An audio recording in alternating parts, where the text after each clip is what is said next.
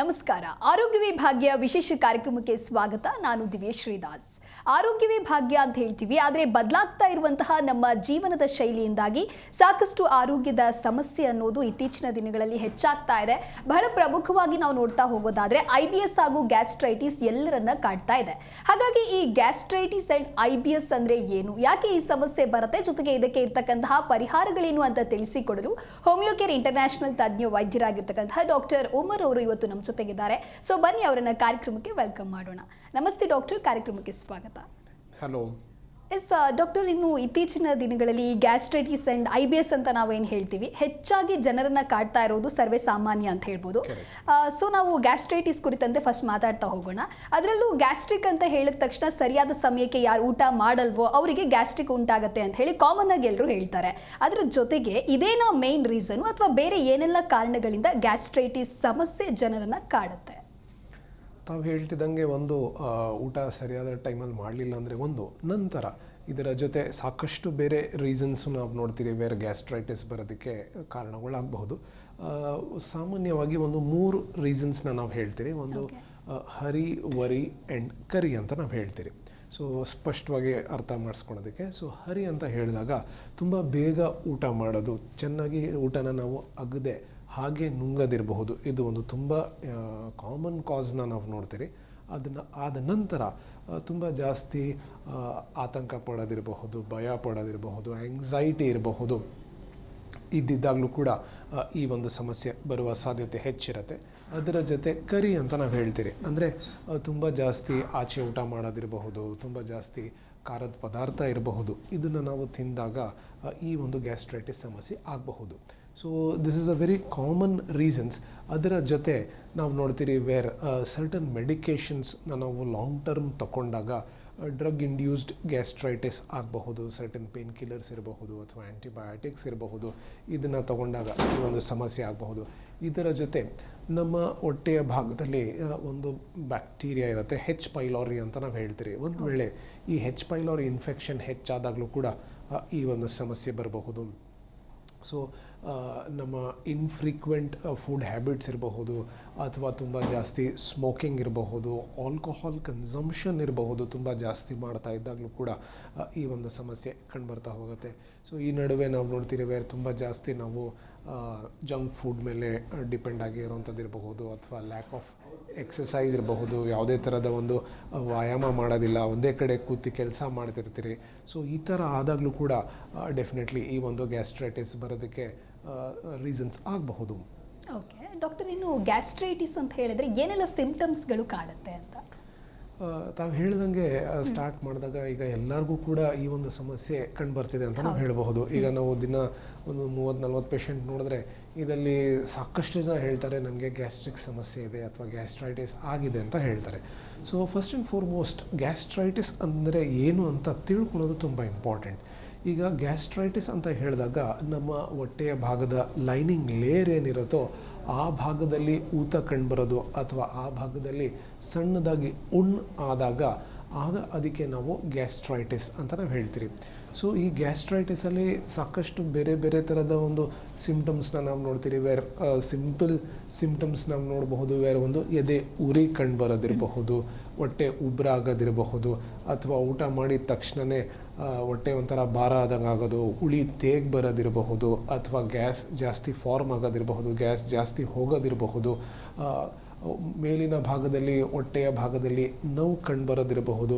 Certain ಪೇಷಂಟ್ಸಲ್ಲಿ ಎದೆ ನೋವು ಕಂಡುಬರೋದು, certain ಪೇಷಂಟ್ಸಲ್ಲಿ ತಲೆನೋವು ಕಂಡುಬರೋದು, ಸರ್ಟನ್ ಪೇಷಂಟ್ಸಲ್ಲಿ ಯಾವುದಾದ್ರೂ ಒಂದು ಕಡೆ ಬೆನ್ನಲ್ಲಿ ಅಥವಾ ಒಂದು ಕಾಲು ಭಾಗದಲ್ಲಿ ನೋವು ಬರೋದು ಅಥವಾ ಹಿಡ್ಕೊಂಡಂಗೆ ಆಗೋದು. ಈ ಥರದ ಒಂದು ಸಿಂಪ್ಟಮ್ಸ್ನ ನಾವು ನೋಡ್ತೀರಿ. ಇದು ಸಾಕಷ್ಟು ಪೇಷಂಟ್ಸಲ್ಲಿ ನಾವು ನೋಡ್ತೀರಿ. ಸೊ ಇದು ಇನಿಷಿಯಲ್ ಸ್ಟೇಜಸ್ ಆಫ್ ಗ್ಯಾಸ್ಟ್ರೈಟಿಸ್ ಇದ್ದಾಗ ಈ ಥರದ ಸಿಂಪ್ಟಮ್ಸ್ನ ನಾವು ನೋಡ್ತೀರಿ. ವೆರಾಸ್ ಈ ಗ್ಯಾಸ್ಟ್ರೈಟಿಸ್ ತುಂಬ ಹೆಚ್ಚಾದಾಗ ಖಾಲಿ ಹೊಟ್ಟೆಯಲ್ಲಿದ್ದಾಗ ತುಂಬ ಜಾಸ್ತಿ ನೋವು ಕಂಡು ಬರ್ತಾ ಹೋಗುತ್ತೆ. ಸೊ ಎದೆ ಭಾಗದಲ್ಲಿ ತುಂಬ ಜಾಸ್ತಿ ಉರಿ ಕಂಡು ಬರೋದು ಅಥವಾ ನೋವು ಕಂಡು ಬರೋದು, ಚುಚ್ಚಿದಂಗೆ ಆಗೋದು, ಈ ಥರದ ಸಮಸ್ಯೆ ಆಗ್ತಾ ಹೋಗುತ್ತೆ. ಸೊ ಇದಕ್ಕೆ ಸಾಕಷ್ಟು ಪೇಷಂಟ್ಸ್ ಚೆಸ್ಟ್ ಪೇನ್ ಆಗ್ತಾ ಇದೆ ಅಥವಾ ಕಾರ್ಡಿಯಾಕ್ ಪೇನ್ ಇದೆ, ಹಾರ್ಟ್ ಸಮಸ್ಯೆ ಇದೆ ಅಂತ ಸಾಕಷ್ಟು ಪೇಷಂಟ್ ಆತಂಕ ಪಡ್ತಾ ಡಾಕ್ಟ್ರನ್ನ ವಿಸಿಟ್ ಮಾಡಿ ಪದೇ ಪದೇ ECG ಮಾಡಿಸೋದಿರಬಹುದು ಅಥವಾ ಎಕೋ ಮಾಡೋದಿರಬಹುದು, ಇದನ್ನು ಕೂಡ ಮಾಡ್ತಾ ಇರ್ತಾರೆ. ಸೊ ಈ ಆ್ಯಂಗ್ಸೈಟಿ ಡೆವಲಪ್ ಆದಾಗ ಈ ಥರದ ಒಂದು ಸಮಸ್ಯೆ ಕಂಡುಬರಬಹುದು. ಸೊ ಇದಕ್ಕೆ ನಾವು ನಾನ್ ಕಾರ್ಡಿಯಾಕ್ ಚೆಸ್ಟ್ ಪೇನ್ ಅಂತ ಹೇಳ್ತೀರಿ. ಅಂದರೆ ಈ ಚೆಸ್ಟ್ ಪೇನ್ ಇರುತ್ತೆ, ಬಟ್ ಅದು ಕಾರ್ಡಿಯಾಕ್ ರೀಜನ್ಲಿಂದ ಇರೋದಿಲ್ಲ. ಅಂದರೆ ಹಾರ್ಟಿನ ಸಮಸ್ಯೆ ಇಲ್ಲದೆ ಈ ಒಂದು ಗ್ಯಾಸ್ಟ್ರೈಟಿಸ್ ಆದಾಗ ಈ ಥರದ ಒಂದು ಚೆಸ್ಟ್ ಪೇನು ಕೂಡ ಕಂಡುಬರಬಹುದು. ಸೊ ಇದರ ಜೊತೆ ನಾನು ಆಗಲೇ ಹೇಳಿದಂಗೆ ಗ್ಯಾಸ್ಟ್ರಿಕ್ ಹೆಡ್ಏಕು ಕೂಡ ಆಗಬಹುದು. ಬೇರೆ ಈ ಗ್ಯಾಸ್ಟ್ರೈಟಿಸ್ ಆದಾಗ ಒಂದು ಭಾಗದಲ್ಲಿ ಅಥವಾ ತಲೆಯ ಮುಂಭಾಗದಲ್ಲಿ ನೋವು ಕಂಡುಬರೋದು, ಇದರ ಜೊತೆ ವಾಂತಿ ಬಂದಂಗೆ ಆಗೋದು, ಈ ಥರದ ಲಕ್ಷಣಗಳು ಕೂಡ ನಾವು ನೋಡಬಹುದು. ಸರ್ಟನ್ ಸಿವಿಯರ್ ಕೇಸಸಲ್ಲಿ ನಾವು ನೋಡ್ತೀವಿ ವಾಮಿಟಿಂಗ್ ಹೆಚ್ಚಾಗ್ತಾ ಹೋಗುತ್ತೆ. ಸೊ ಊಟ ಮಾಡಿದ ತಕ್ಷಣವೇ ವಾಂತಿ ಆಗೋದು ಅಥವಾ ವಾಂತಿಯಲ್ಲಿ ಸಣ್ಣದಾಗಿ ರಕ್ತದ ಸ್ಟೇನ್ಸ್ನ ನಾವು ನೋಡೋದಿರಬಹುದು. ಈ ಥರದ ಒಂದು ಸಿಂಪ್ಟಮ್ಸ್ ಕ್ರಾನಿಕ್ ಗ್ಯಾಸ್ಟ್ರೈಟಿಸಲ್ಲಿ ನಾವು ಹೆಚ್ಚಾಗಿ ನಾವು ನೋಡ್ತೀವಿ. ತುಂಬ ಸಿವಿಯರ್ ಪೇನ್ ಇರುತ್ತೆ. ಸೊ ಆ ನೋವು ತಡ್ಕೊಳೋಕ್ಕೂ ಕೂಡ ಆಗೋದಿಲ್ಲ, ಅಷ್ಟು ಸಿವಿಯರ್ ಪೇನ್ ಇರುತ್ತೆ. ಸೊ ಈ ಥರದ ಒಂದು ಕ್ರಾನಿಕ್ ಗ್ಯಾಸ್ಟ್ರೈಟಿಸಲ್ಲಿ ಸಿಂಪ್ಟಮ್ಸ್ನ ನಾವು ನೋಡ್ತೀವಿ. ಓಕೆ, ಸೊ ಡಾಕ್ಟರ್, ಗ್ಯಾಸ್ಟ್ರೈಟಿಸ್ ಅಂದರೆ ಏನು, ಯಾವೆಲ್ಲ ಕಾರಣಗಳಿಂದ ಈ ಗ್ಯಾಸ್ಟ್ರೈಟಿಸ್ ಸಮಸ್ಯೆ ಜನರನ್ನು ಕಾಡುತ್ತೆ ಅಂತ ತಿಳಿಸ್ಕೊಟ್ಟಿದ್ದೀರಾ. ಇನ್ನು ಹೆಚ್ಚಾಗಿ ಜನಕ್ಕೆ ಗ್ಯಾಸ್ಟ್ರೈಟಿಸ್ ಅಂದರೆ ಒಂದು ಅನುಭವ ಆಗಿರುತ್ತೆ. ಆದರೆ ಈ IBS ಅಂದರೆ ಏನು ಅಂತ ಹೇಳಿ ಸಹಜವಾಗಿ ಒಂದು ಕ್ವಶನ್ ಇರುತ್ತೆ. ಸೊ IBS ಅಂದರೆ ಏನು, ಈ IBS ಸಮಸ್ಯೆ ಯಾವೆಲ್ಲ ಕಾರಣಗಳಿಂದ ಬರುತ್ತೆ, ಜೊತೆಗೆ ಇದಕ್ಕೆ ಇರ್ತಕ್ಕಂತಹ ಪರಿಹಾರಗಳನ್ನು ತಿಳಿಸ್ಕೊಡೋದಾದರೆ? IBS ಅಂತ ಹೇಳಿದ್ರೆ ಇದಕ್ಕೆ ನಾವು ಇರಿಟಬಲ್ ಬೌಲ್ ಸಿಂಡ್ರೋಮ್ ಅಂತ ಹೇಳ್ತೀರಿ. ಸೊ ಇದು ನಮ್ಮ ಹೊಟ್ಟೆಯ ಭಾಗಕ್ಕೆ ಕರ್ಲ್ಗೆ ಎಫೆಕ್ಟ್ ಮಾಡುವಂಥ ಕಾಯಿಲೆ. ಸೊ ಗ್ಯಾಸ್ಟ್ರೈಟಿಸ್ ಥರನೇ ಇದಲ್ಲೂ ಕೂಡ ತುಂಬ ಕಾಮನ್ ಸಿಂಪ್ಟಮ್ಸ್ನ ನಾವು ನೋಡ್ತೀವಿ. ಬಟ್ ಈ IBS ಒಂದು ತುಂಬ ಡಿಫ್ರೆಂಟ್ ಕಾಯಿಲೆ ಅಂತ ನಾವು ಹೇಳಬಹುದು. ಸೊ ಈ IBSಲ್ಲಿ ಜನರಲಿ ನಾವು 3 ಥರದ ಒಂದು ಟೈಪ್ಸ್ನ ನಾವು ನೋಡ್ತೀವಿ. ಒಂದು IBS D ಅಂತ ನಾವು ನೋಡ್ತೀವಿ, ಅಂದರೆ ಇರಿಟಬಲ್ ಬೌಲ್ ಸಿಂಡ್ರೋಮ್ ಡಯೇರಿಯಾ ಅಂತ ನಾವು ಹೇಳ್ತೀವಿ. ಇನ್ನೊಂದು IBS C ಅಂತ ಹೇಳ್ತೀರಿ, ಅಂದರೆ ಇರಿಟಬಲ್ ಬೌಲ್ ಸಿಂಡ್ರೋಮ್ ಕಾನ್ಸ್ಟಿಪೇಷನ್ ಅಂತ ಹೇಳ್ತೀರಿ. ಇನ್ನೊಂದು ಮಿಕ್ಸ್ಡ್ ಟೈಪ್ ಅಂತ ಹೇಳ್ತೀರಿ, ವೇರ್ ಈ IBSಲ್ಲಿ ಒಬ್ಬ ವ್ಯಕ್ತಿಗೆ ಲೂಸ್ ಮೋಷನ್ಸ್ ಇರಬಹುದು, ಸರ್ಟನ್ ಟೈಮ್ಸಲ್ಲಿ ಕಾನ್ಸ್ಟಿಪೇಷನ್ನು ಕೂಡ ಇರಬಹುದು. ಸೊ ಈ IBS ಅಂತ ಹೇಳಿದಾಗ ಸಾಮಾನ್ಯವಾಗಿ ನಾವು ನೋಡ್ತೀರಿ ವೇರ್ ತುಂಬ ವೇಗ್ ಸಿಂಪ್ಟಮ್ಸ್ನ ನಾವು ನೋಡಬಹುದು. ವೇರ್ ಯಾವುದೇ ಒಂದು ಹೊಟ್ಟೆಯ ಭಾಗದಲ್ಲಿ ನೋವು ಇರಬಹುದು, ಕೆಳಗಡೆ ಭಾಗದಲ್ಲಿರಬಹುದು ಅಥವಾ ಮೇಲಿನ ಭಾಗದಲ್ಲಿ ನೋವು ಕಂಡುಬರೋದಿರಬಹುದು. ಊಟ ಮಾಡಿದ ತಕ್ಷಣವೇ ನೋವು ಹೆಚ್ಚಾಗೋದಿರಬಹುದು. ಊಟ ಮಾಡಿದ ತಕ್ಷಣವೇ ಮೋಷನ್ಗೆ ಹೋಗಬೇಕು ಅಂತ ಅನಿಸೋದು. ಸೊ ಮೋಷನ್ಗೆ ಹೋದಾಗ ಮೋಷನ್ ಆಗೋದಿಲ್ಲ, ಬರೀ ಗ್ಯಾಸ್ ಪಾಸ್ ಆಗುತ್ತೆ. ಅಥವಾ ದಿನಕ್ಕೆ 5-6 ಸತಿ ಅಥವಾ ಅದಕ್ಕಿಂತ ಹೆಚ್ಚಾಗಿ ಪದೇ ಪದೇ ಮೋಷನ್ಗೆ ಹೋಗಬೇಕು ಅಂತ ಅನಿಸ್ತಾ ಇರೋದು, ಇದು ದಿನ ಇದ್ದಾಗ ಈ ಒಂದು ಸಮಸ್ಯೆ ಅಂತ ನಾವು ಹೇಳಬಹುದು. ಇದರ ಜೊತೆ ಸರ್ಟನ್ ಫುಡ್ನ ನಾವು ತಗೊಂಡಿದ್ದ ತಕ್ಷಣವೇ, ಲೈಕ್ ಫಾರ್ ಎಕ್ಸಾಂಪಲ್ ಹಾಲಿರಬಹುದು ಅಥವಾ ಹಾಲಿನ ಮಾಡಿರುವಂಥ ಯಾವುದೇ ಒಂದು ಪ್ರಾಡಕ್ಟ್ ಇರಬಹುದು ಅಥವಾ ವೀಟ್ ಇರಬಹುದು, ಇದನ್ನು ತಿಂದಿದ ತಕ್ಷಣವೇ ಹೊಟ್ಟೆ ನೋವು ಕಂಡುಬರೋದು, ಹೊಟ್ಟೆ ಹಿಂಡ್ದಂಗೆ ಆಗೋದು, ಮೋಷನ್ಗೆ ಹೋಗಬೇಕು ಅಂತ ಅನಿಸೋದು, ಅಥವಾ ಮೋಷನ್ನ ಕಂಟ್ರೋಲ್ ಮಾಡೋಕ್ಕೆ ಆಗೋದಿಲ್ಲ, ಅರ್ಜ್ ಇನ್ಕಾಂಟಿನೆನ್ಸ್ ಅಂತ ಹೇಳ್ತೀರಿ. ಈ ಥರದ ಒಂದು ಸಮಸ್ಯೆ ಇರಬಹುದು. ತುಂಬ ವೇಗ್ ಪೇನ್ಸ್ ಕಂಡುಬರಬಹುದು. ಸೊ ಈ ಪೇನ್ ಇರುತ್ತೆ, ಮೋಷನ್ ಹೋದ ನಂತರ ಹೊಟ್ಟೆ ನೋವು ಕಡಿಮೆ ಆಗಿಬಿಡುತ್ತೆ. ಸೊ ನಂತರ ಮತ್ತೆ ಏನಾದರೂ ತಿಂದಿದ ತಕ್ಷಣ ಮೋಷನ್ಗೆ ಹೋಗಬೇಕು ಅಂತ ಅನಿಸುತ್ತೆ. ಸೊ ಈ ಥರದ ಒಂದು ಸಿಂಪ್ಟಮ್ಸ್ನ ನಾವು ನೋಡಬಹುದು. ಇದು IBS D ಅಲ್ಲಿ ನಾವು ನೋಡ್ತೀರಿ. ಸೊ IBS C ಅಲ್ಲಿ ನಾವು ನೋಡ್ತೀರಿ ವೇರ್ ಕಾನ್ಸ್ಟಿಪೇಷನ್ ಇದ್ದಾಗ ಅವ್ರಿಗೆ 3-4 ದಿನ ಆದರೂ ಕೂಡ ಅವ್ರಿಗೆ ಮೋಷನ್ಗೆ ಹೋಗಬೇಕು ಅಂತಲೇ ಅನಿಸ್ತಾನೆ ಇರೋದಿಲ್ಲ. ಇದರ ಜೊತೆ ಹೊಟ್ಟೆ ಉಬ್ಬರ ಆದಂಗೆ ಆಗುತ್ತೆ, ಹೊಟ್ಟೆ ಒಂಥರ ಕಲ್ಲು ಥರ ಆದಂಗೆ ಆಗುತ್ತೆ, ಹೊಟ್ಟೆ ಭಾರ ಆದಂಗೆ ಆಗುತ್ತೆ, ಉಳಿ ತೇಗ್ ಬರ್ಬೋದು ಅಥವಾ ಗ್ಯಾಸ್ ಪಾಸೇ ಆಗೋದಿಲ್ಲ. ಈ ಥರದ ಒಂದು ಸಿಂಪ್ಟಮ್ಸ್ನ ನಾವು IBS D ಅಲ್ಲಿ ನಾವು ನೋಡ್ತೀರಿ. ಸೊ ಈ IBS D ಇರಬಹುದು, C ಇರಬಹುದು ಅಥವಾ ಒಂದು ಮಿಕ್ಸ್ಡ್ ಟೈಪ್ ಇರಬಹುದು ಕೂಡ. ಇದನ್ನು ಬರೋದಕ್ಕೆ ನಾವು ನಾನಾ ಕಾರಣಗಳನ್ನ ನಾವು ನೋಡ್ತೀರಿ.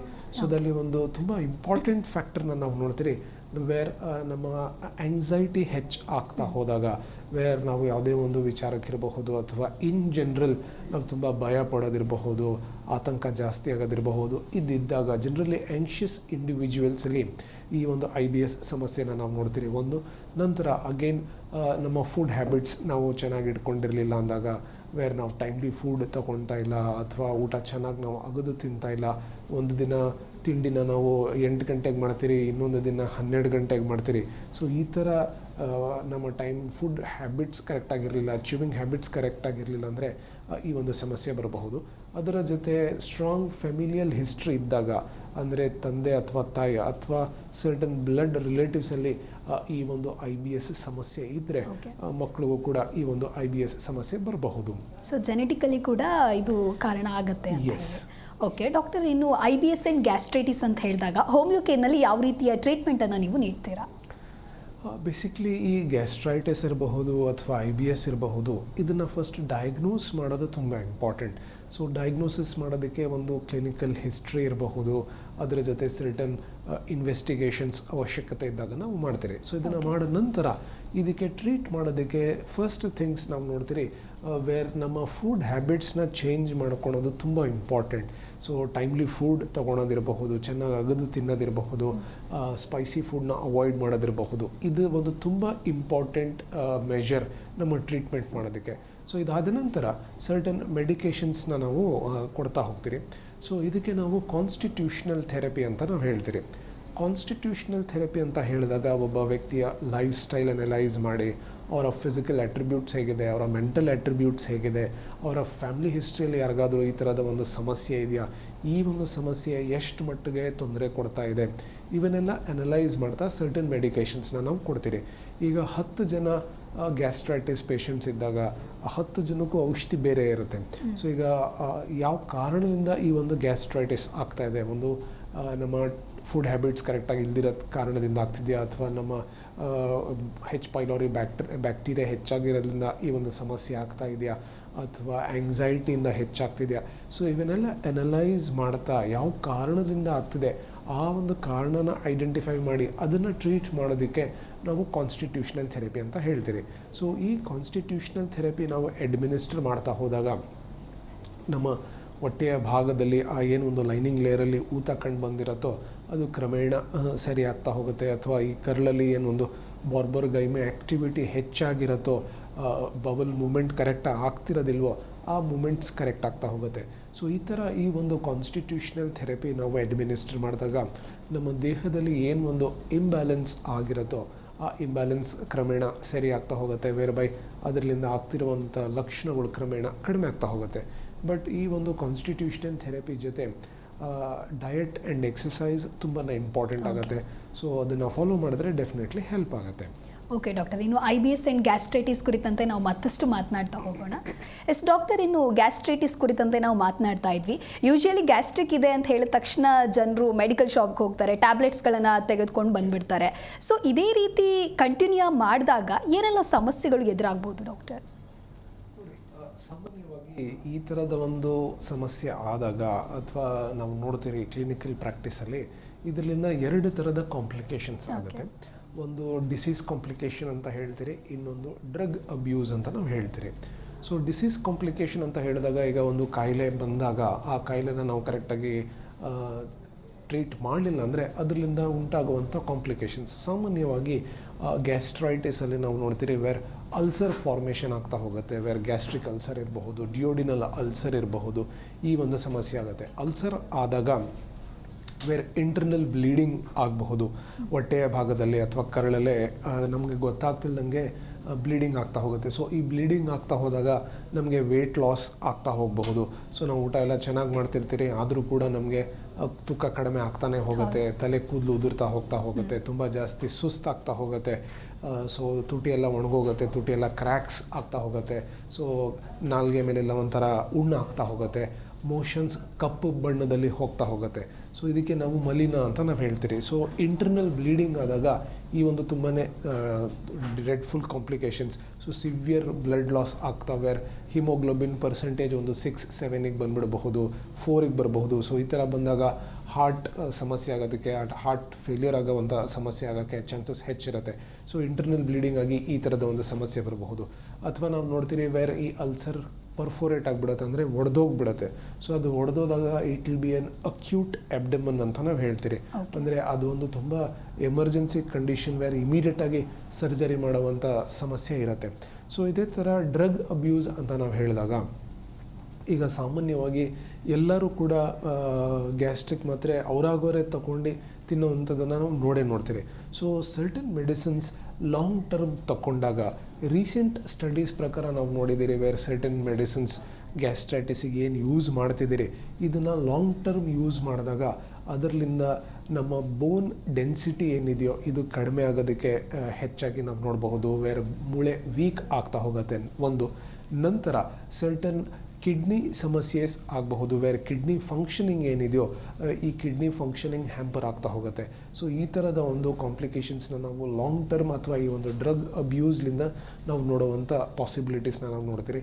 ಅದೇ ಥರ ಈಗ ಈ ಗ್ಯಾಸ್ಟ್ರೈಟಿಸ್ ಏನಕ್ಕೆ ಆಗ್ತಾ ಇದೆ ಆ ಒಂದು ಕಾಸ್ನ ನಾವು ಬಿಡ್ತಾ ಹೋಗ್ತೀರಿ. ಸೊ ಆ ಕಾಸ್ನ ಬಿಟ್ಟಾಗ ಈ ಥರದ ಒಂದು ಕಾಂಪ್ಲಿಕೇಶನ್ಸ್ ಬರಬಹುದು. ಸರ್ಟನ್ ಲಿವರ್ ಇಶ್ಯೂಸ್ನಿಂದನೂ ಕೂಡ ಈ ಒಂದು ಗ್ಯಾಸ್ಟ್ರೈಟಿಸ್ ಆಗಬಹುದು. ಸೊ ಯಾವ ಕಾರಣದಿಂದ ಆಗ್ತಿದೆ ಅದನ್ನು ಐಡೆಂಟಿಫೈ ಮಾಡಿ ಅದನ್ನು ಟ್ರೀಟ್ ಮಾಡಿದ್ರೆ ಇವೆಲ್ಲ ಥರದ ಕಾಂಪ್ಲಿಕೇಶನ್ಸ್ನ ನಾವು ಅವಾಯ್ಡ್ ಮಾಡಬಹುದು. ಓಕೆ ಡಾಕ್ಟರ್, ಪ್ರೆಸೆಂಟ್ಲಿ ನಾವು ನೋಡ್ತಾ ಹೋಗೋದಾದರೆ ಒಬ್ಬರಲ್ಲ ಒಬ್ಬರು ಯಾವುದಾದ್ರೂ ಒಂದು ಕಾಯಿಲೆಯಿಂದ ಅಥವಾ ಸಮಸ್ಯೆಯಿಂದ ಬಳಲ್ತಾ ಇರ್ತಾರೆ. ಸೊ ಎವ್ರಿಡೇ ಅವರು ಟ್ಯಾಬ್ಲೆಟ್ಸ್ ತಗೊಳ್ಕೊಳ್ಬೇಕಾಗಿರೋ ಒಂದು ಸಿಚುವೇಶನ್ ಅವ್ರಿಗೆ ಇದ್ದೇ ಇರುತ್ತೆ. ಬಟ್ ಎವ್ರಿಡೇ ಟ್ಯಾಬ್ಲೆಟ್ ಸೇವನೆ ಮಾಡೋದ್ರಿಂದ ಖಂಡಿತವಾಗಿಯೂ ಗ್ಯಾಸ್ಟ್ರಿಕ್ ಉಂಟಾಗತ್ತೆ ಅಂತ ಹೇಳ್ತಾರೆ. ಸೊ ಈ ಕುರಿತು ಹೇಳೋದಾದರೆ ಡಾಕ್ಟರ್, ಈಗ certain medications like life time ತೊಗೊಳ್ಳೋವಂಥ ಮೆಡಿಕೇಷನ್ಸ್ ಇರುತ್ತೆ. ಲೈಕ್ ಸರ್ಟನ್ ಬ್ಲಡ್ ಥಿನ್ನರ್ಸ್ ಇರಬಹುದು, ಅಥವಾ ಬ್ಲಡ್ ಪ್ರೆಷರಿಗಿರಬಹುದು, ಡಯಾಬಿಟೀಸಿಗಿರಬಹುದು, ಸರ್ಟನ್ ವೇರಿಯಸ್ ಡಿಸೀಸಸ್ಗೆ ಮೆಡಿಕೇಷನ್ಸ್ ತೊಗೊಳೋದು ಇದ್ದೇ ಇರುತ್ತೆ. ಸೊ ಈ ಮೆಡಿಕೇಷನ್ಸ್ ತೊಗೊಂಡಾಗ ಸರ್ಟನ್ ಮೆಡಿಸಿನ್ಸಲ್ಲಿ ಗ್ಯಾಸ್ಟ್ರೈಟಿಸ್ ಆಗೋದಿಲ್ಲ. ಬಟ್ ಸರ್ಟನ್ ಮೆಡಿಕೇಷನ್ಸಲ್ಲಿ ಲೈಕ್ ಸರ್ಟನ್ ಕಾರ್ಟಿಕೋಸ್ಟಿರಾಯ್ಡ್ಸ್ ಇರಬಹುದು, ಇಮ್ಯುನೋಸಪ್ರೆಸೆಂಟ್ಸ್ ಇರಬಹುದು, ಇದನ್ನು ತಗೊಂಡಾಗ ಡೆಫಿನೆಟ್ಲಿ ಗ್ಯಾಸ್ಟ್ರೈಟಿಸ್ ಸಮಸ್ಯೆ ಆಗೇ ಆಗುತ್ತೆ. ಸೊ ಇದಕ್ಕೆ ಆ ಸಂದರ್ಭದಲ್ಲಿ ಆ ಥರದ ಒಂದು ಮೆಡಿಕೇಷನ್ಸ್ ತೊಗೊಳ್ತಿರುವಾಗ ಸರ್ಟನ್ ಗ್ಯಾಸ್ಟ್ರೈಟಿಸ್ ರಿಲೇಟೆಡ್ ಮೆಡಿಕೇಷನ್ಸ್ ತೊಗೊಳೋದು ತುಂಬ ಇಂಪಾರ್ಟೆಂಟ್. ಸೊ ಇದು ಒಂದು ಸಿಸ್ಟಮ್ ಆಫ್ ಮೆಡಿಸಿನಲ್ಲಿ ನಾವು ನೋಡ್ತೀರಿ. ವೆರಾಸ್ ಹೋಮಿಯೋಪತಿ ಚಿಕಿತ್ಸೆಯಲ್ಲಿ ನಾವು ನೋಡ್ತೀರಿ ಸರ್ಟನ್ ಮೆಡಿಕೇಷನ್ಸ್ ಲೈಕ್ ಬ್ಲಡ್ ಪ್ರೆಷರಿಗಿರಬಹುದು ಅಥವಾ ಡಯಾಬಿಟೀಸಿಗೆ ನಾವು ಕೊಟ್ಟಾಗ ಈ ಒಂದು ಮೆಡಿಕೇಷನ್ಸ್ನಿಂದ ಯಾವುದೇ ಥರದ ಒಂದು ಗ್ಯಾಸ್ಟ್ರೈಟಿಸ್ ಆಗೋದಿಲ್ಲ, ಬೇರೆ ಯಾವುದೇ ಥರದ ಒಂದು ಕಾಂಪ್ಲಿಕೇಶನ್ಸು ಕೂಡ ಆಗೋದಿಲ್ಲ. ಸೊ ಕರೆಕ್ಟ್ ಟೈಮಲ್ಲಿ ಕರೆಕ್ಟಾಗಿರುವಂಥ ನಾವು ಚಿಕಿತ್ಸೆ ಮಾಡಿದ್ರೆ ಡೆಫಿನೆಟ್ಲಿ ಇದನ್ನು ನಾವು ಕಂಟ್ರೋಲು ಕೂಡ ಮಾಡಬಹುದು. ಓಕೆ ಡಾಕ್ಟರ್, ಇನ್ನು ನಾವು ಇತ್ತೀಚಿನ ದಿನಗಳಲ್ಲಿ ನೋಡ್ತಾ ಹೋದರೆ ಮಕ್ಕಳಲ್ಲಿಯೂ ಕೂಡ ಗ್ಯಾಸ್ಟ್ರೈಟಿಸ್ ಸಮಸ್ಯೆ ಹೆಚ್ಚಾಗಿ ಕಂಡು ಬರ್ತಾ ಇದೆ. ಯಾವ ಕಾರಣಗಳಿಂದ ಮಕ್ಕಳಲ್ಲಿ ಕಾಣಿಸ್ಕೊಳ್ತಾ ಇದೆ, ಜೊತೆಗೆ ಮಕ್ಕಳಿಗೆ ಯಾವ ರೀತಿ ಟ್ರೀಟ್ಮೆಂಟನ್ನು ನೀವು ನೀಡ್ತೀರಾ? ನೋಡಿ, ಮಕ್ಕಳಲ್ಲಿ ಜನರಲಿ ನಾವು ನೋಡ್ತೀರಿ ವೇರ್ ಈ ಒಂದು ಜಂತುಹುಳದ ಇನ್ಫೆಕ್ಷನ್ನ ನಾವು ತುಂಬ ಹೆಚ್ಚಾಗಿ ನಾವು ನೋಡ್ತೀರಿ. ಹೆಲಿಮೆಂಥಿಯಾಸಿಸ್ ಅಂತ ನಾವು ಹೇಳ್ತೀರಿ. ವೇರ್ ಹೈಜೀನ್ ಮೇಂಟೈನ್ ಮಾಡಲಿಲ್ಲ ಅಂದರೆ, ಈಗ ಮಕ್ಕಳು ತುಂಬ ಚಿಕ್ಕ ವಯಸ್ಸು ಮಕ್ಕಳು like say for example 1.5 to 2 years age ಗ್ರೂಪಲ್ಲಿ ಮಕ್ಕಳಲ್ಲಿ ಅವರು ಆ ಟೈಮಲ್ಲೇ ನಡೆಯೋಕ್ಕೆ ಕಡಿತಾ ಇರ್ತಾರೆ, ಕ್ರಾಲ್ ಮಾಡ್ತಿರ್ತಾರೆ. ಸೊ ನೆಲದ ಮೇಲೆ ಕೈ ಇಟ್ಟಿರ್ತಾರೆ, ಅದೇ ಕೈ ತೆಗ್ದು ಅವ್ರು ಬಾಯಿಗೆ ಹಾಕ್ಕೊಳ್ತಾರೆ, ಅಥವಾ ಏನೇ ಸಿಗೋದು ತೆಗ್ದು ಬಾಯಿಗೆ ಹಾಕ್ಕೊಳ್ತಾರೆ. ಸೊ ಈ ಥರ ಆದಾಗ ಈ ಒಂದು ಕರಳಲ್ಲಿ ಈ ಒಂದು ಹೆಲಿಮೆಂಥಿಯಾಸಿಸ್ ಅಥವಾ ಜಂತುಹುಳ ಹೆಚ್ಚಾಗ್ತಾ ಹೋಗುತ್ತೆ. ಸೊ ಇದ್ದಿದ್ದಾಗ ಹೊಟ್ಟೆ ಉಬ್ರ ಆಗ್ತಾ ಹೋಗುತ್ತೆ, ಮುಖದ ಮೇಲೆಲ್ಲ ಒಂಥರ ವೈಟ್ ಸ್ಪಾಟ್ಸ್ ಕಂಡು ಬರ್ತಾ ಹೋಗುತ್ತೆ. ಅವರು ಮಕ್ಕಳು ಎಷ್ಟೇ ಊಟ ಮಾಡಿದ್ರೂ ಕೂಡ ಅವರ ತೂಕ ಹೆಚ್ಚಾಗ್ತಿರೋದಿಲ್ಲ. ಸೊ ಇದು ಒಂದು ಕಾಮನ್ ಇನ್ಫೆಸ್ಟೇಷನ್ ಮಕ್ಕಳಲ್ಲಿ. ಸೊ ಇದಕ್ಕೆ ಒಂದು ಸರ್ಟನ್ ಮೆಡಿಕೇಷನ್ಸ್ನ ನಾವು ಕೊಡ್ತೀರಿ. ಸೊ ಆ ಮೆಡಿಕೇಷನ್ಸ್ ತೊಗೊಂಡಾಗ ಆ ಜಂತುಹುಳ ಎಲ್ಲ ಆಚೆ ಬಂದ್ಬಿಡುತ್ತೆ, ನಂತರ ಈ ಒಂದು ಸಮಸ್ಯೆ ಸರಿ ಹೋಗುತ್ತೆ. So this is in one age group. ಇದಾದ ನಂತರ ವೇರ್ ಸ್ಕೂಲ್ ಗೋಯಿಂಗ್ ಏಜ್ ಗ್ರೂಪಲ್ಲಿ ನಾವು ನೋಡ್ತೀರಿ ವೇರ್ ಈ ಒಂದು ಮತ್ತೆ ಇದೇ ಥರದ ಒಂದು ಗ್ಯಾಸ್ಟ್ರೈಟಿಸ್ ಸಮಸ್ಯೆ ಬರಬಹುದು. ಸೊ ಮಕ್ಕಳಲ್ಲಿ ಈ ಏಜ್ ಗ್ರೂಪಲ್ಲಿ ಬರುವಂಥದ್ದು ತುಂಬ ಕಾಮನ್ ಆಗಿ ನಾವು ನೋಡುವಂಥ ರೀಸನ್ ಈಸ್ ಅವರು ಟೈಮಾಗಿ ಊಟ ಮಾಡೋದಿಲ್ಲ, ಅಥವಾ ಚೆನ್ನಾಗಿ ಅಗದು ತಿನ್ನೋದಿಲ್ಲ, ಅಥವಾ ತುಂಬ ಜಾಸ್ತಿ ಚಿಪ್ಸ್ ಇರಬಹುದು, ಅಥವಾ ಬ್ರೆಡ್ ಬೇಕರಿ ಪ್ರಾಡಕ್ಟ್ಸ್ ಹೆಚ್ಚಾಗಿ ಯೂಸ್ ಮಾಡೋದಿರಬಹುದು. ಇದರಿಂದ ಈ ಒಂದು ಗ್ಯಾಸ್ಟ್ರೈಟಿಸ್ ಸಮಸ್ಯೆ ಆಗ್ತಾ ಹೋಗುತ್ತೆ.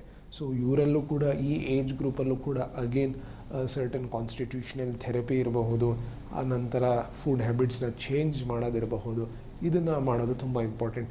ಈಗ ನಾವು ಸಾಕಷ್ಟು ಪೇರೆಂಟ್ಸ್ನ ನಾವು ನೋಡ್ತೀರಿ ವೇರ್ ಊಟ ಮಾಡೋದಿಲ್ಲ ಅಥವಾ ಸೊಪ್ಪು ತರಕಾರಿ ತಿನ್ನೋದಿಲ್ಲ, ಅದೇ ಪಿಜ್ಜಾ ಇರಬಹುದು, ಬರ್ಗರ್ ಇರಬಹುದು, ಮಕ್ಕಳು ತುಂಬ ಚೆನ್ನಾಗಿ ತಿಂತಾರೆ, ಅಥವಾ ಕೂಲ್ ಡ್ರಿಂಕ್ಸ್ ಹೆಚ್ಚಾಗಿ ಕುಡಿತಾರೆ, ಫ್ರೂಟ್ ಜ್ಯೂಸಸ್ ತೊಗೊಳಲ್ಲ. ಇವೆಲ್ಲ ರೀಸನ್ಸ್ ಲಾಂಗ್ ಟರ್ಮ್ ಇದ್ದಾಗ ಡೆಫಿನೆಟ್ಲಿ ಈ ಒಂದು ಗ್ಯಾಸ್ಟ್ರೈಟಿಸ್ ಸಮಸ್ಯೆ ಕಂಡುಬರುತ್ತೆ. ಓಕೆ ಡಾಕ್ಟರ್, ಇನ್ನು IBS ಆ್ಯಂಡ್ ಗ್ಯಾಸ್ಟ್ರೈಟಿಸ್ ಅಂತಲ್ಲ, ಇತ್ತೀಚಿನ ದಿನಗಳಲ್ಲಿ ಯಾವುದೇ ಸಮಸ್ಯೆ ಜನರನ್ನು ಕಾಡ್ತಾ ಇದೆ ಅಂತ ಹೇಳಿದ್ರೆ ಪ್ರಮುಖವಾಗಿ ನಮ್ಮ ಜೀವನ ಶೈಲಿ ಅನ್ನೋದು ಮ್ಯಾಟ್ರ್ ಆಗ್ತಾ ಹೋಗುತ್ತೆ. ಸೊ ನಮ್ಮ ಲೈಫ್ ಸ್ಟೈಲ್ನ ನಾವು ಯಾವ ರೀತಿ ಮಾಡಿಫಿಕೇಶನ್ ಮಾಡ್ಕೊಳ್ಬೇಕು, ಜೊತೆಗೆ ನಮ್ಮ ಆಹಾರ ಕ್ರಮ ಯಾವ ರೀತಿ ಇರಬೇಕು, ಅಂದರೆ ಈ ರೀತಿಯಾಗಿ ಈ ಸಮಯಕ್ಕೆ ನಾವು ಆಹಾರವನ್ನು ಸೇವನೆ ಮಾಡಿದ್ರೆ ಗ್ಯಾಸ್ಟ್ರಿಕ್ನಿಂದ ನಾವು ಮುಕ್ತರಾಗಬಹುದು ಅಂತ ಹೇಳೋದಾದರೆ? ಇದು ತುಂಬ ಇಂಪಾರ್ಟೆಂಟ್. ಇದನ್ನು ಅರ್ಥ ಮಾಡ್ಕೊಳ್ಳೋದು ತುಂಬ ಇಂಪಾರ್ಟೆಂಟ್. ಲೈಫ್ ಸ್ಟೈಲ್ ಒಂದು ತುಂಬ ಇಂಪಾರ್ಟೆಂಟ್ ಫ್ಯಾಕ್ಟರ್ ಆಗುತ್ತೆ. ಸೊ ಮೊದಲು ನಾವು ನೋಡ್ತಿದ್ರಿ ಒಂದು ವಯಸ್ಸು ಆದ ನಂತರ ಒಂದು ಕಾಯಿಲೆ ಬರುವ ಪಾಸಿಬಿಲಿಟೀಸ್ನ ನಾವು ನೋಡ್ತಿದ್ರಿ. ಫಾರ್ ಎಕ್ಸಾಂಪಲ್ 45-50 ವರ್ಷ ಆದಮೇಲೆ ಒಬ್ಬ ವ್ಯಕ್ತಿಗೆ BP ಬರೋದಿರಬಹುದು ಅಥವಾ ಶುಗರ್ ಬರೋದನ್ನು ನಾವು ನೋಡ್ತಾ ಇದ್ರಿ. ಬಟ್ ಈ ನಡುವೆ ನಾವು ನೋಡ್ತಿದ್ದೀರಿ 20-25 ಇಯರ್ಸಲ್ಲೂ ಕೂಡ ಬ್ಲಡ್ ಪ್ರೆಷರ್ನ ನಾವು ನೋಡ್ತಿದ್ದೀರಿ, ಡಯಾಬಿಟೀಸ್ನ ನಾವು ನೋಡ್ತೀರಿ. ಸೊ ಇವೆಲ್ಲ ನಮ್ಮ ಲೈಫ್ ಸ್ಟೈಲ್ ಚೆನ್ನಾಗಿ ಇಟ್ಕೊಂಡಿರೋದ ಕಾರಣಕ್ಕೆ ಇದಾಗ್ತಾ ಇರೋದು, ಅರ್ಬನೈಸೇಷನ್ ಹೆಚ್ಚಾಗ್ತಿರೋದ್ರಿಂದ. ಸೊ ಲೈಫ್ ಸ್ಟೈಲ್ ಚೆನ್ನಾಗಿ ಇಟ್ಕೊಳೋದಕ್ಕೆ ಒಂದು ತುಂಬ ಇಂಪಾರ್ಟೆಂಟ್ ಫೀಚರ್, ಸಿಂಪಲ್ ಫೀಚರ್ಸ್ನ ನಾವು ಫಾಲೋ ಮಾಡೋದು ಇಂಪಾರ್ಟೆಂಟ್. ಒಂದು ನಾವು ತುಂಬ ಬೆಳಿಗ್ಗೆ ಬೇಗ ಎದ್ದೋಳೋದಿರಬಹುದು, ಸಿಂಪಲ್ ವಾಕ್ ಮಾಡೋದಿರಬಹುದು, ಟೈಮ್ಲಿ ಫುಡ್ ತಗೊಳೋದಿರಬಹುದು. ಇನ್ ಮಾಡ್ರೇಷನ್, ನಾವು ಏನೇ ಒಂದು ಆಹಾರ ತಗೊಂಡಾಗ ಅದನ್ನು ಇನ್ ಮಾಡ್ರೇಷನಲ್ಲಿ ತಗೊಳೋದು ತುಂಬ ಇಂಪಾರ್ಟೆಂಟ್ ಆಗುತ್ತೆ. ನಾನು ಆಗಲೇ ಹೇಳ್ತಿದ್ದಂಗೆ ನಾವು ಊಟ ಚೆನ್ನಾಗಿ ಅಗದು ತಿನ್ನಲಿಲ್ಲ ಅಂದರೆ ಈ ಒಂದು ಸಮಸ್ಯೆ ಆಗಬಹುದು. ಸೊ ಅದು ನಾವು ಮುದ್ದೆ ಇರಬಹುದು, ಅಥವಾ ನಾವು ಇಡ್ಲಿ ತಿಂತಿರಬಹುದು, ಅಥವಾ ತುಂಬ ಗಟ್ಟಿ ಪದಾರ್ಥ ಇರಬಹುದು, ನಾನ್ ವೆಜ್ ಇರಬಹುದು. ಇದನ್ನು ನಾವು ಚೆನ್ನಾಗಿ ಅಗದು ತಿನ್ನೋದು ತುಂಬ ಇಂಪಾರ್ಟೆಂಟ್. ನಂತರ ಊಟ ನಾವು ಆದಷ್ಟು ಟೈಮಲ್ಲಿ ಮಾಡೋದು. ಒಂದು ಟೈಮ್ನ ನಾವು ಫಿಕ್ಸ್ ಮಾಡ್ತಾ ಆ ಟೈಮಲ್ಲಿ ಒಂದು ಅರ್ಧ ಗಂಟೆ ಈ ಕಡೆ ಆ ಕಡೆ ಇಡ್ತಾ ನಾವು ಆ ಟೈಮಿಗೆ ನಾವು ಕರೆಕ್ಟಾಗಿ ಊಟ ಮಾಡ್ತಿದ್ರೆ ಡೆಫಿನೆಟ್ಲಿ ಈ ಒಂದು ಸಮಸ್ಯೆ ಇರೋದಿಲ್ಲ. ಅದರ ಜೊತೆ ನಾವು ನೋಡ್ತೀರಿ ತುಂಬಾ spicy food for a long period of time, ಹಸಿಮೆಣಸಿನ್ಕಾಯಿ ತುಂಬ ಜಾಸ್ತಿ ತಿಂತಿದ್ದಾಗ ಈ ಒಂದು ಸಮಸ್ಯೆ ಓವರ್ ಪೀರಿಯಡ್ ಆಫ್ ಟೈಮ್ ಕಂಡುಬರ್ಬೋದು. ಯಾವತ್ತೋ ಒಂದು ದಿನ ತಿಂದರೆ ಸಮಸ್ಯೆ ಇರೋದಿಲ್ಲ, ಬಟ್ ಅದನ್ನೇ ನಾವು ತಿಂತಾ ಹೋದರೆ ಈ ಒಂದು ಸಮಸ್ಯೆ ಆಗುತ್ತೆ.